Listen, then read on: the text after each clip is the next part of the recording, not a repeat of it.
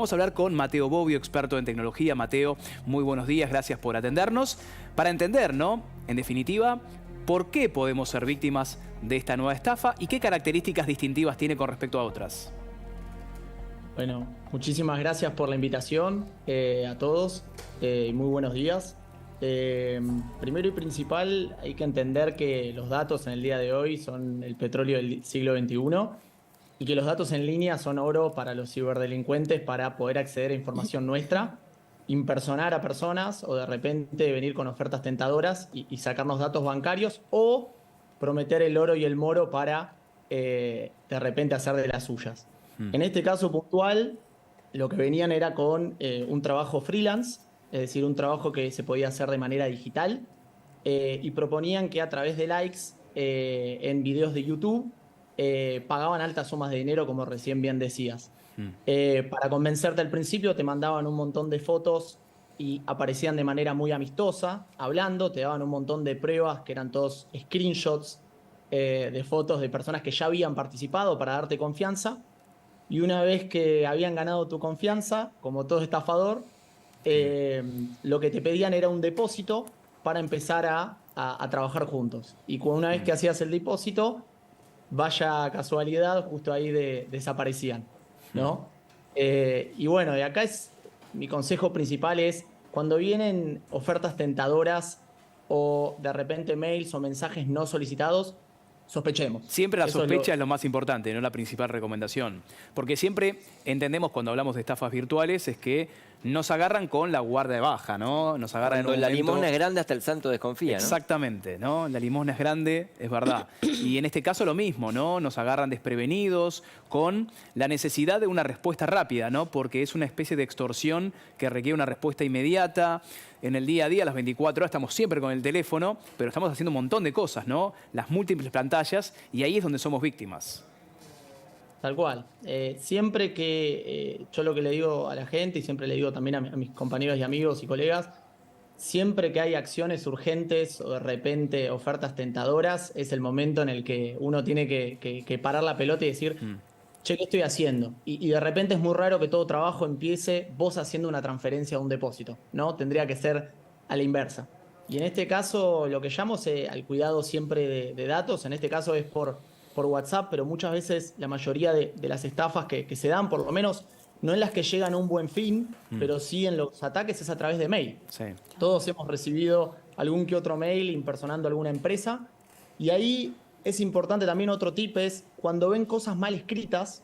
Por ejemplo, yo siempre doy el ejemplo de una empresa norteamericana que se llama Microsoft, que aparece, en vez de con la O, aparece con un 0. Sí. Ahí ya directamente sospechen y digan, che, ¿por qué está mal escrito? O sea, una empresa seria no me estaría preguntando estas cosas o escribiendo tan mal, ¿no? Claro.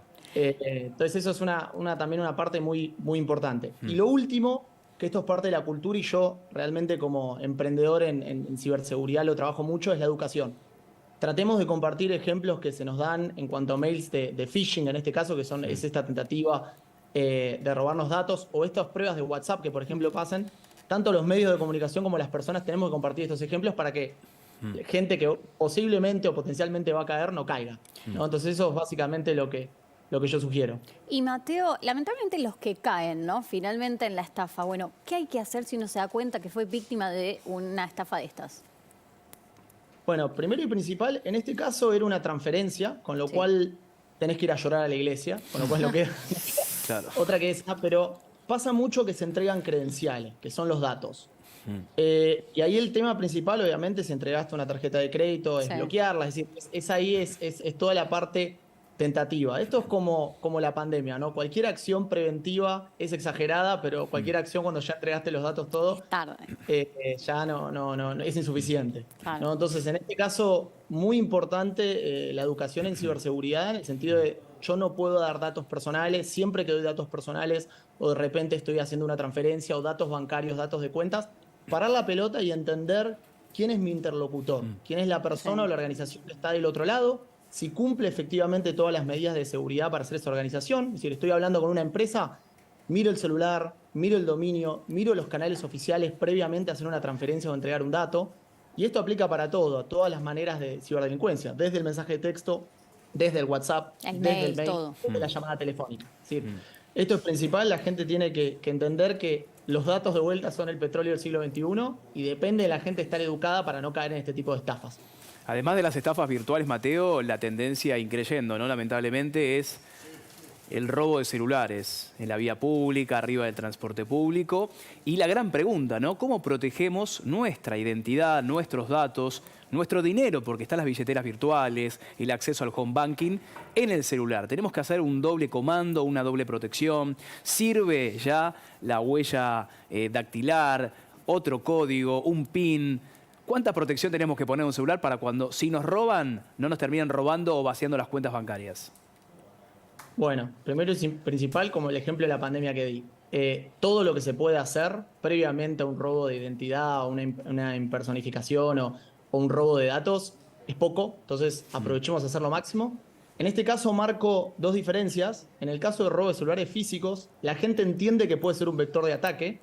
En el tema de estafas virtuales, la gente cree que no va a ser un vector de ataque. Entonces eso primero y principal. Entonces, hablando y ahondando en la segunda, que es en el ser un vector de ataque digital, es decir, que me robaron el celular y tiene datos mi celular, ahí hay cosas que son gratis, que mucha gente por fiaca no lo hace, que hay algo que se denomina en la jerga doble factor de autenticación, que es básicamente, lisa y llanamente, cuando, por ejemplo, yo quiero entrar a mi home banking o quiero entrar a una aplicación mía, más allá de enviarme un mail donde me pide 6 numeritos mágicos, también yo, por ejemplo, puedo hacer un doble factor donde además de mi mail, pongo mi teléfono físico, ¿no? Mi celular.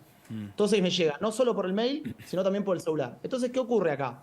Si te robaron el celular, pero vos tenés doble factor de autenticación, ellos quizás no tienen la contraseña de tu mail, pero sí tienen tu celular para contrarrestar, ¿no? Tienen para usar el mensaje de texto que le va a llegar. Pero si vos tenés el del mailing y ellos no pueden ingresar, con ese doble factor salvaste muchos datos. ¿Se entiende? Entonces acá se trata simplemente, Pablo, de diversificar riesgos. Es decir, todo factor, sea la huella digital, sea los números, fechas de nacimiento, que ahí no es recomendable usar fecha de nacimiento conocida, sino otro tipo de cosas de regímenes alfanuméricos. Todo lo que puedas usar. Y tampoco la contraseña que dicen los expertos que más se utiliza, que es del 0 al 9, ¿no? Que es la más utilizada y se sigue utilizando. Sí, o tu nombre 123. Sí, 123. El nombre del perrito.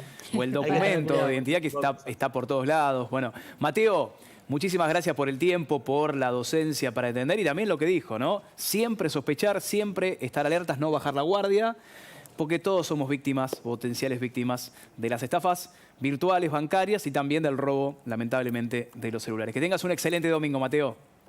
Excelente para ustedes, muchísimas gracias. Abrazo.